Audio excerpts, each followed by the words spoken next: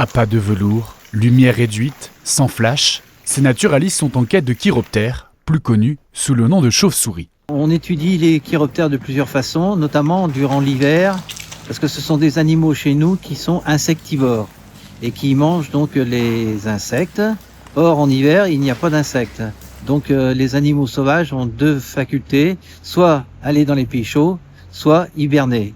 Et donc, les chiroptères de France, qui sont des micro-chiroptères qui mangent des insectes, eux, ils hibernent dans des lieux souterrains, dans des cavités où ils ne gèlent pas. En France, on compte 35 espèces de chiroptères. La Loire, avec ses reliefs et ses nombreux anciens tunnels ferroviaires, en abrite près des 2/3.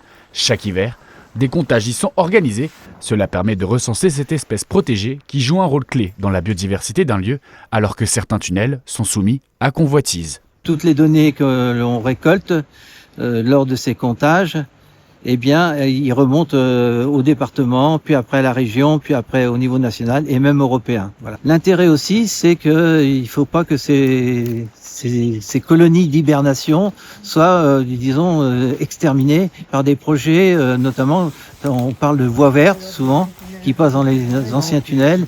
Et là, justement, dans le Piéla, on a, un site qui s'appelle le tunnel du col du Tracol, qui est un site à enjeu et où certains élus voudraient faire passer une voie verte dans le tunnel, mais si on fait passer une voie verte dans le tunnel, eh ben en fait on supprime la colonie d'hibernation ou la colonie de reproduction qu'il peut y avoir, et donc en fait on est plus en phase avec les lois de protection de la nature. Des données précieuses pour défendre ces tunnels, devenus bien plus que de simples vestiges ferroviaires.